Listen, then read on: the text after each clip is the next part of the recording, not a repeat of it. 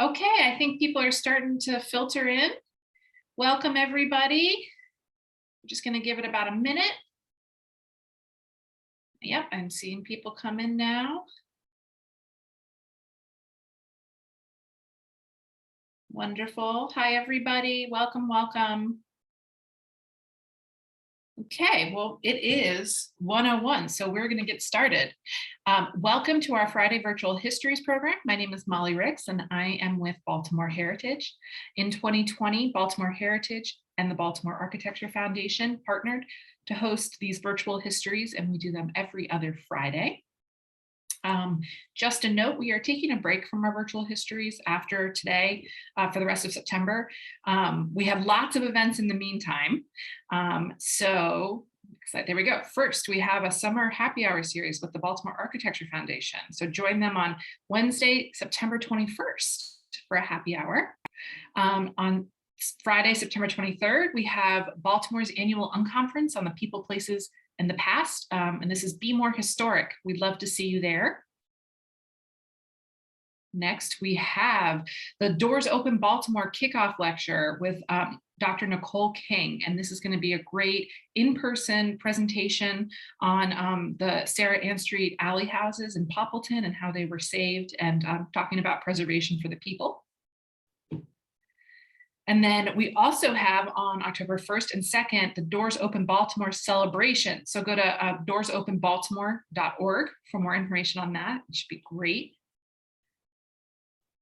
And we will be back with another virtual histories. This is what we're doing here today on October 7th on Idlewild, a Baltimore County community on the city line.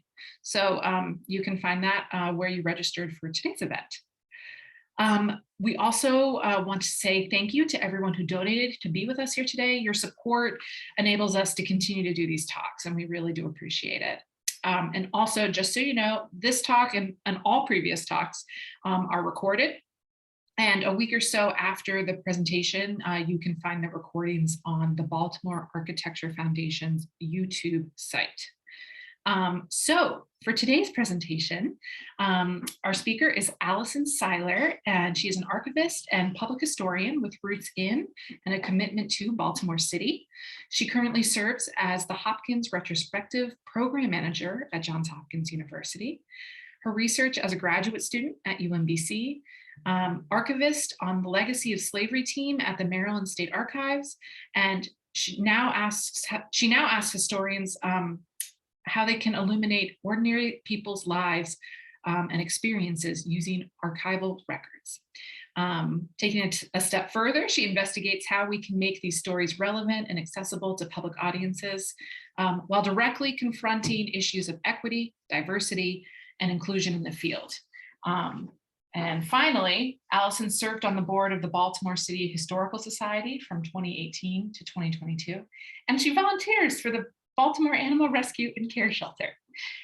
So if you have any questions during Allison's presentation, please add them to the Q&A box that you see at the bottom of your screen.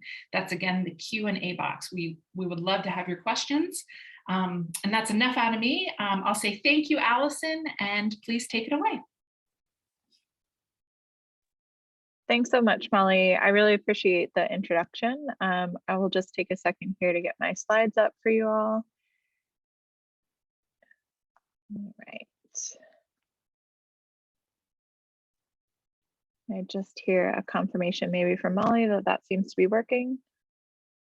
Looking great. Thank you. Okay. Yeah, thanks, Molly. So thanks everyone for tuning in today. I'm really excited to tell you more about my work at Hopkins Retrospective.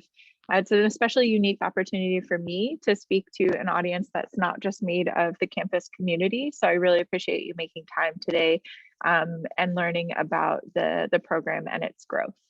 So I'll just go ahead and dive right in, but I wanted to mention a few key things that I plan to share with you today. So I'll talk about our beginnings and inspirations, the various initiatives that we are undertaking, and the evolution of our research projects, as well as the work ahead as I see it. I should also mention that the images I've used today in my presentation are all mostly from the University Archives and Special Collections right here at Hopkins. And the more modern ones are taken by my colleague, Will Kirk, who works for the photography department here. So if you see some more modern photos, they're from Will. So to start, I just wanted to talk about the beginnings of the project. So President Ron Daniels initiated the project in about 2013, and he really was curious about helping folks identify with the past and in a way that would help inform the collective future. And so he started Hopkins Retrospective with the idea that we could have sort of a central hub that researched and told the university's history and sort of shared it with the university community and weaved it into the university experience for our students, staff, and faculty. So these are just some fun pictures from around campus. You might notice the photo at the bottom here is actually of an original campus building that was more downtown near the Mount Vernon neighborhood. And then here on the right, you'll see one of our more famous buildings on the Homewood campus, which is Gilman Hall here.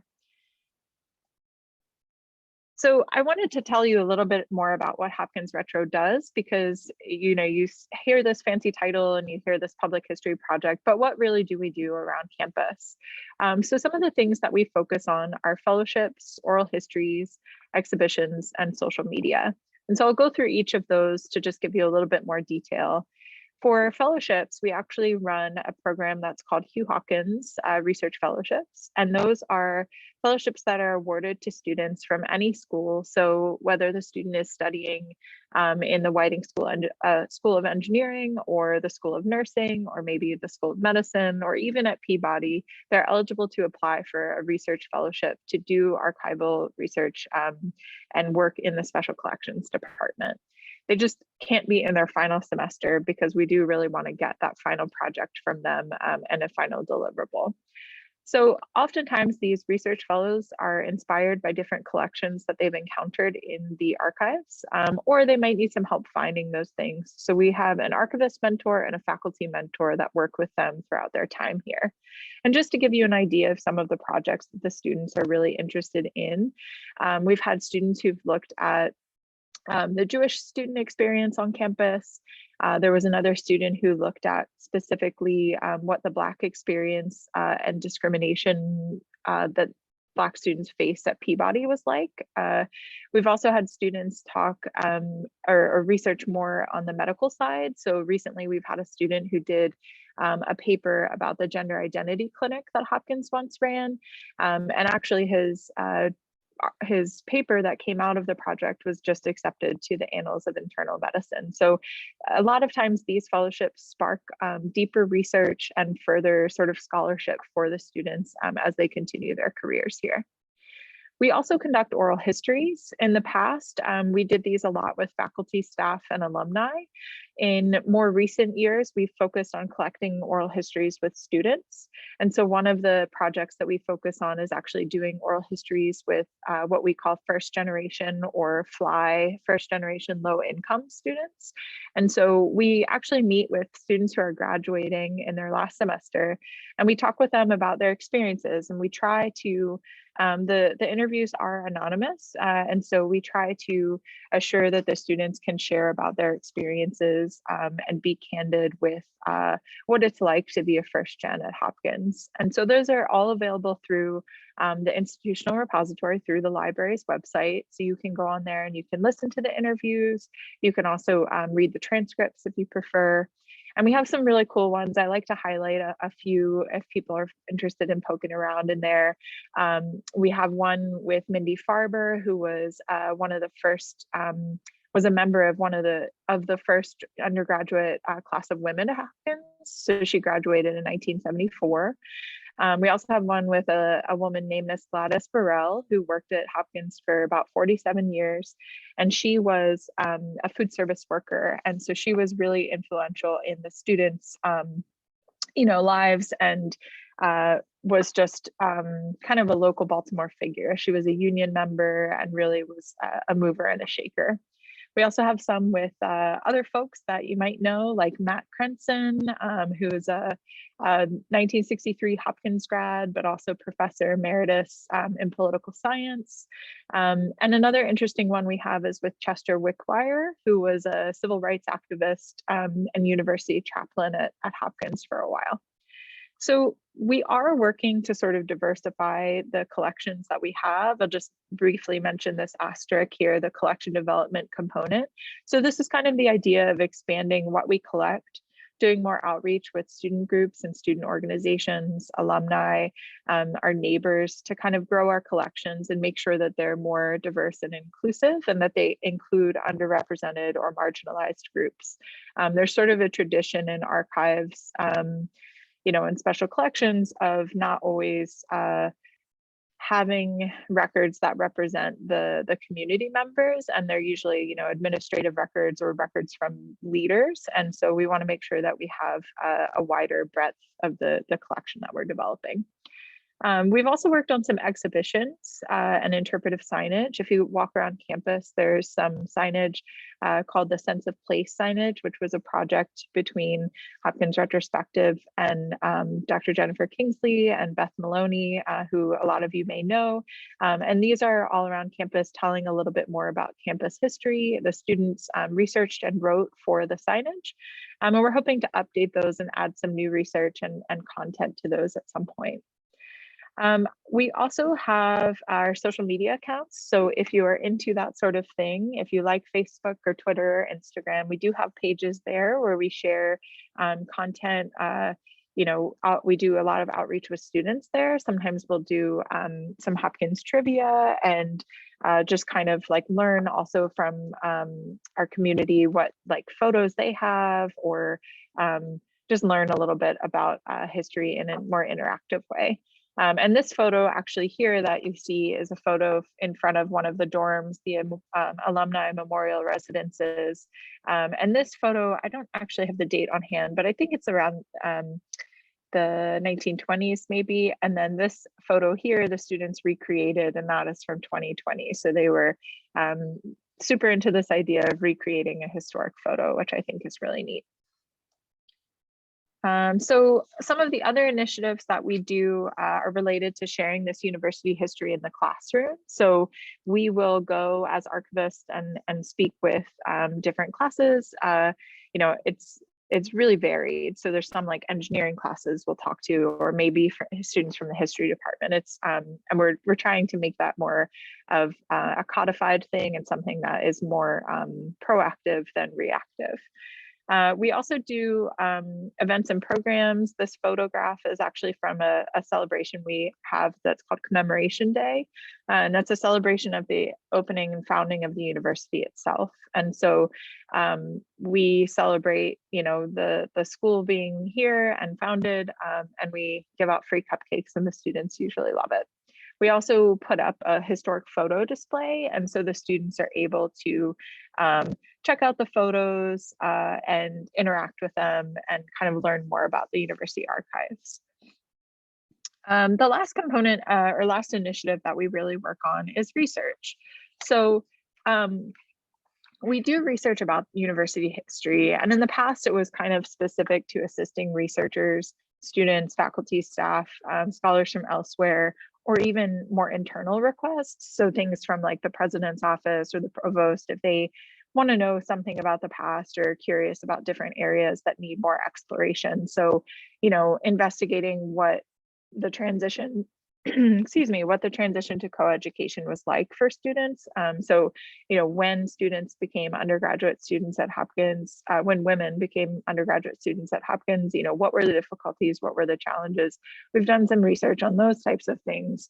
And we've also done, excuse me, I'm gonna pause.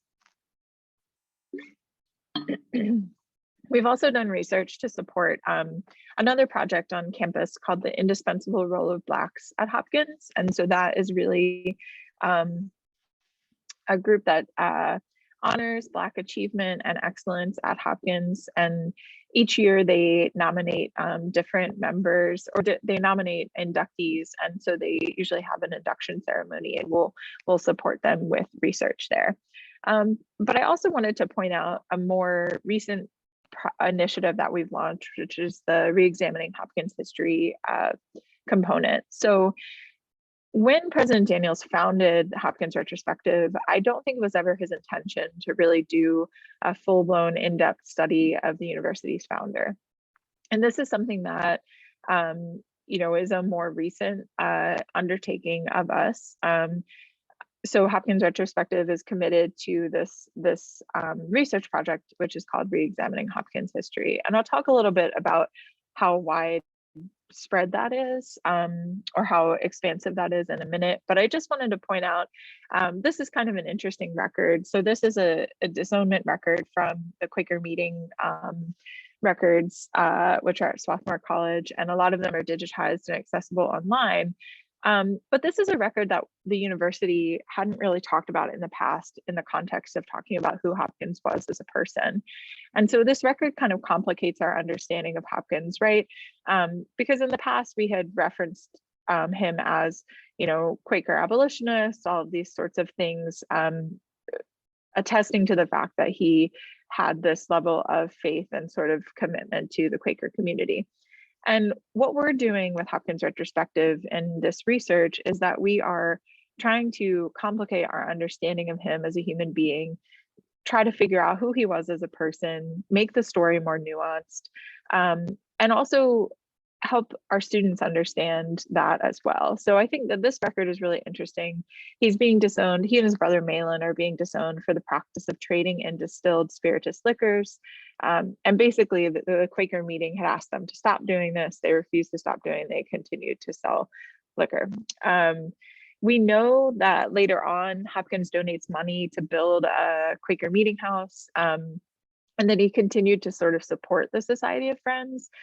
So the relationship doesn't end here with his disownment, and I think that's important to recognize as well. But what we're trying to do here really is understand him more fully as a person, so that can help us understand the history of the university as well. So with that, one of the things we are also working on with the Reexamining Hopkins History initiative is digging into deepening our understanding of the Hopkins family relationship with slavery, indenture, and their reliance on free Black labor. And so this is a really interesting record that's here in our special collections department, in the Hopkins family collection. It's been digitized and is accessible online. And it's an indenture contract between a woman named Phyllis. You can see her name here at the bottom, circled in red, and Samuel Hopkins, who is Johns Hopkins' father, the founder's father. And this record dates from 1807, and Samuel Hopkins is entering into an indenture contract with Phyllis for the labor of her sons, Jeremiah and Thomas. And so this is a really interesting record because in the past, the story had been told that Johns Hopkins' parents freed their enslaved people in 1807, and that he had to go and work in the farm in Anne Arundel County on the family farm. And it's likely that he and his siblings worked, in the farm when there was less reliance on enslaved laborers. But we haven't been able to find an extant record that shows Samuel Hopkins and Hannah Hopkins, Johns' parents, manumitted their enslaved people in 1807. We have found this record that indicates they are entering into a contract to teach these children. In the document, it actually says the art of planting. And so this, again, just complicates our understanding of their relationship with slavery, indentured servitude, and also, this idea of still using free Black labor for their tobacco production or wheat production, whatever they're farming. So just throwing this out here, these are areas of exploration. We're continuing to kind of head down these paths and see what else we can unearth about these people. If we're able to ever discover anything about Jeremiah and Thomas's lives, that's something that I hope we would be able to share with the university community and folks outside of the campus. So I know I want to be mindful of time, so I'm just going to keep going. Our current work is super exciting. We have recently expanded our team. So I've hired a processing archivist and a historian to specifically work on Hopkins retrospective research and content. So I'm super thrilled to just sort of look at what lies ahead and how we start thinking about public programming, improving our means of communication with the community. If you have thoughts about what you like, what you don't like, please let me know. Do people like newsletters? Do people prefer social media? Those are the sorts of things that we're trying to do a little bit of fact finding with our audiences to make sure that we are communicating our research findings in a really productive and thoughtful way. I wrote this here too, this idea about updating the Omeka. So if you do go to our website, the Hopkins Retro website, there's something that's called the Johns Hopkins Biographical Archive. And so that is a website where we've been uploading archival records that are related to Johns Hopkins, the founder, and his family and their relationship with slavery. And so you can actually go there and you can scroll through, you can look at Johns Hopkins' will, you can look at that indenture contract I just shared, you can look at some manumissions from other Hopkins family members who manumitted their enslaved people. So there's a bunch of records that we've kind of pulled from different repositories, including the Maryland State Archives, that are available online sort of for consultation. And so what I mean by updates to the Omeka is really just updates to that website. So making sure that we're communicating research findings. If we add documents, we'll let you all know, and those documents are there and you can look through them. It's kind of fun if you like to read old handwriting or challenge yourself with your paleography and that kind of stuff. So just wanted to mention that. We are also collaborating. So we've provided support for the Hard Histories at Hopkins project, which is led by Dr. Martha S. Jones. She has a newsletter that's called a Substack. So if you're interested in the work that she's doing at Hopkins, which is sort of parallel to our project, I would definitely encourage subscribing to that. She also is running something called the History Lab, which is working with undergraduate students. And so she has the students doing archival research and writing up different sorts of narratives and sharing those in online exhibits and different platforms like that. So it's been really great to be able to provide archival research support for those students.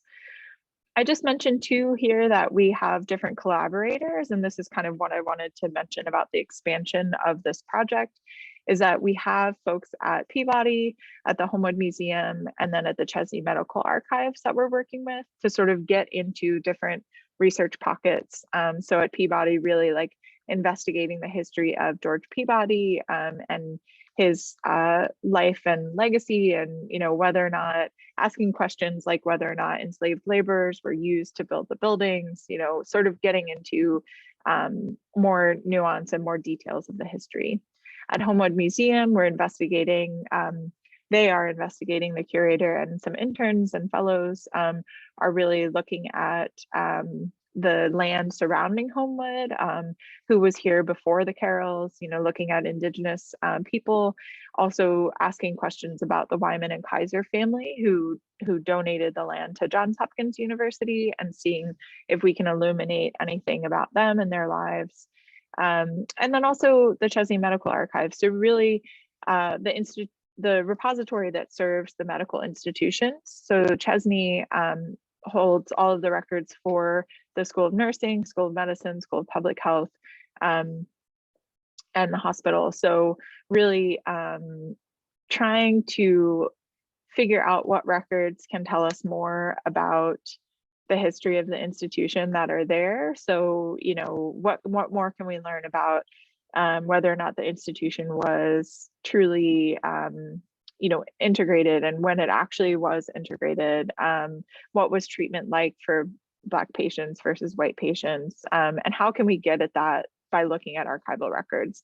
So I'm super fortunate to be able to collaborate with a bunch of different colleagues at these different repositories across the university. And I think that there are many more questions right now than there are answers, but we are really committed to doing this work. And I think that that's something that's really exciting to see at the university level, is that, you know, the administration and leadership is really committed to this research. So I'll kind of just wrap things up, I think. I have some questions about doing this work, and it's a public history project, so it's really meant to be inclusive of the community and really taking in mind their needs and making sure that they recognize and realize that they are also part of this history. And so one of the things that I've been thinking about as I do this work is sort of the trickle down effect. So how do we know, how do we get this information? How do we work this information through the institution and into the Baltimore community? You know, what sort of tactics are good for doing that? And so we've talked about, you know, trying to reach out to students during orientation, maybe being part of the first year experience. Can we do intersession courses where we teach Hopkins history? You know, can we take student organizations on historic walking tours of the campus and teach them about history that way? Really just asking myself, you know, what are the most effective ways and strategies to meet people where they're at and help them learn this history? It's also my goal with this overall project to really work to get the stories of the enslaved individuals and free Black folks who labored for the Hopkins family into the lexicon of our students, alumni, and faculty. So like when someone is new here, you know, when a freshman or prospective student comes with their parents to visit, you know, obviously they're going to talk about academics and rigor and classes and all of these things, but I do also think that it's part of the identity to kind of know the history of the institution and from whence we came. And so I think, you know, to me, it's not just about telling the story of Johns Hopkins, the founder, but it's also about telling the story of these people who, you know, were so influential in creating and upholding and sort of the longevity of the institution itself. And then I have a final question for myself about truth and reconciliation and, you know, whether or not that is possible, you know, or maybe talking about memorialization. So we also, in this work, we often lean to our peers and learn from them.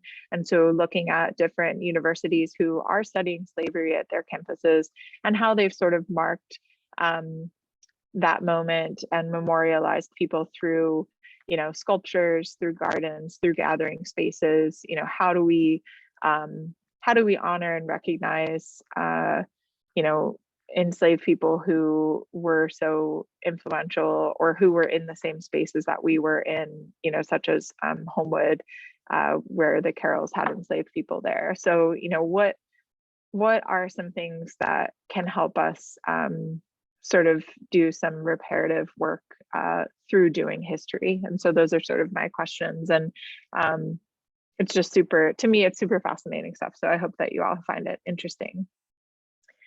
So I think, you know, I will wrap things up. The one thing that I so this is just a compilation of photographs from a few things that we've hosted. So Commemoration Day, and then my colleague Heidi also does, in the past, she's done a vintage board game night. And so we have some vintage board games in our collection and we have the students come and play them, which is a super cool use of collections. There's also an exhibit here on the right where students curated, it was a student curated exhibit with some postcards in the special collections department. And then these are just some images of students from our archives. And so what I always try to remind the students when I'm starting to talk to them about these sorts of things is that they are part of Hopkins history. And so if they feel like, you know, they want to donate some photos or donate some notes and memos and flyers and stuff from their experiences, you know, on campus or working for different student orgs and that sort of thing, we highly encourage that and recommend that they share those things with the archives. So we also welcome things from community members and alumni and other folks, faculty or staff. If there's things that you think are part of Hopkins history, you know, that's something that our university archivist, Katie, is definitely looking for. So in closing, some more images. I always like to point out this image here where the students are in fact drinking some Natty Boh in front of the television. And then these are some Goucher students that actually popped over to Hopkins because at the time, you know, Goucher was the place for women and Hopkins was the place for men. And so it's very interesting to think about change over time and the evolution of the institution itself. If you have questions, if you have thoughts or recommendations from your own sort of public history or outreach projects, or even as a viewer of those types of projects, please feel free to reach out to me. I'm happy to chat over email. And I really just appreciate you all for listening today. I know we're going to be doing some questions and answers, so I'll just turn it over back to Molly to guide us through that time. Wonderful. Well, thank you so much, Allison. This was an amazing presentation and your work is super valuable. So I appreciate your thoughtfulness. And just a reminder, you can put questions and answers, or I'm sorry, questions in the Q&A box at the bottom, but I'll kick off questions because I've got a whole bunch. Just to start off, you mentioned this just now, that you are looking for donations. What kinds of materials? Like, can it be like papers, but also like photos, but also artifacts? Like, what kinds of things are you looking for? Yeah, so we're definitely looking for all of those things. We have a little bit of a process, and so our university archivist, there's sort of a collection policy, and so she works to collect records that come from different departments. So, you know, the provost department, the president's office, you know, she works really hard to get the more administrative type records. But what we haven't done so well at in the past is really getting things from individual departments, or even student groups or different groups on campus, like the Women's Faculty Forum, for one, as an example of something that we really wanted to get more records of their existence. So if folks have, you know, papers from their time here, whether they're like related to their school, so if it's like a syllabus or a reading list or something like that, we're absolutely interested in those. If it's somebody maybe that's taught at Hopkins, you know, if you have teaching papers, you know, we're definitely interested in anything or like lecture material that you've given. And then one of the things I love is photographs. So that's like totally, you know, totally something we are willing to accept. We do usually try to have some sort of Hopkins history relation to them. So if it's like photos from your time on campus, that's something that would be wonderful. But we do also collect other things. So, you know, say there's a Baltimore photographer who really wants to have their collection live in a repository and be used and accessed. We can totally be in conversation about donating that photograph collection to the archives. I should mention there is another project that is run partially through the library. It's called Inheritance Baltimore, and some of y'all might have heard of it, but it's really a very community-driven project where there are actually community archives fellows who are working with local Black Baltimore churches to help them preserve and conserve their own archival records. And so there is also this perception, I think, at this time that like we don't need to take everything. The records can still live with the organizations or churches or people that created them.